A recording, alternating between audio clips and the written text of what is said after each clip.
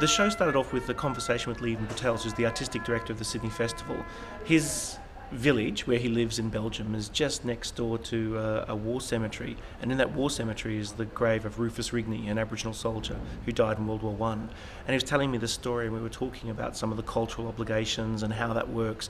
And it kind of came from there. Levan was very interested in what this story means and this connection between Europe and Australia, and coming up to the centenary of World War I, how an Indigenous story could be the first story to be told there. We focus on just this riser. Make sense? One of the wonderful things during the rehearsal process is that different actors were discovering or re-articulating their connection to World War I. So one particular actor, Guy Simon, looked at this list of names and went, oh, that's the same last name as me. Oh, that's from the same town as my family come from. And we went back and we were looking at this photograph. We've been looking at it for several months, and that photograph was his great-grandfather. And so there's wonderful stories of things opening up. Uncle George Bostock, who's the older man who went to Vietnam and has the medals in that final image, he can talk about his relatives that were in the Light Horse. In World War I, Eli Wadigo, who's one of the actors, can talk about 5 generations of service in the armed forces, going way back to even before World War I, to the Boer War. And so there's this kind of wonderful sense of oral traditions and history that are quite vibrant. It's already there, but they're reconnecting with it as young people. It's fantastic to watch.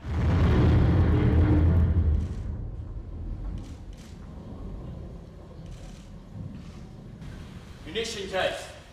No. Mortar? Nope. I'd put a lot of stock in World War II as the beginning of the kind of civil rights movement in this country.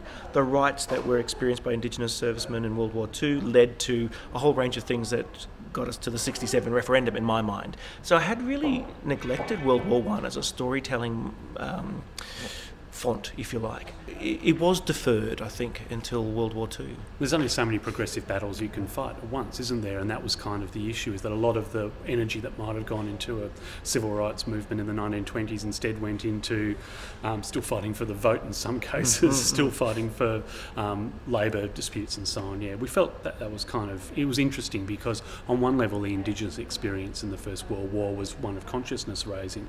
A large group of young men who are otherwise provincial and had been deliberately kept to a certain extent in the back blocks of the national endeavour suddenly found themselves both literally and metaphorically on the front line.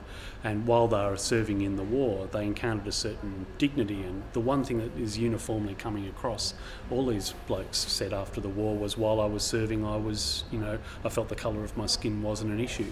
But what was interesting was that the moment they got off the boats back into sort of 1920s boomtime Australia, their colour was painted back on. Captain Cook and many more, you've never seen the lines before. The white man meets us coloured boys now, here in the shit carry face around. You see the world turned upside down, see the world turned upside down. And you get these stories over and over of blokes who come back and they go back to work on the property that they came from, and their own black community starts looking askance at them and saying, what's happened to you? You've changed. You're not content anymore.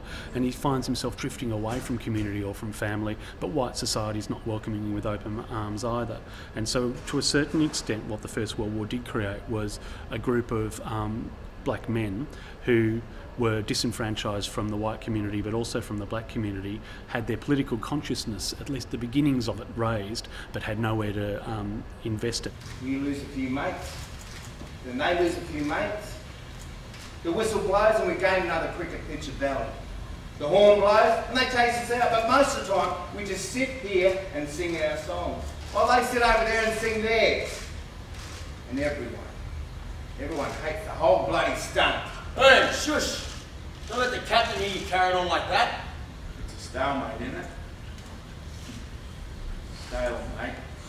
this story is saying, no, we shouldn't kind of limit ourselves. We should look at our whole history in this particular land. So yes, it is a kind of still nation building. Telling these stories is still nation building. Yeah. It's just maybe not an alternate voice, but a complementary voice to that nation building. Sometimes the arts has to smash the vessel of history and say, look, the story that you've been telling to your own people is palpably a lie.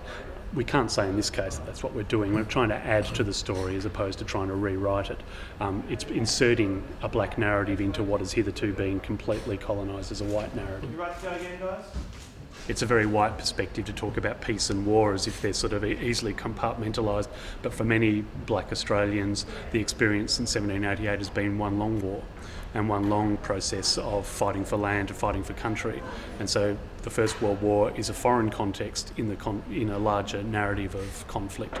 That's not everybody's story, but it is some's, and if this piece of theatre can get that sort of sense of irony across, then it's doing something provocative.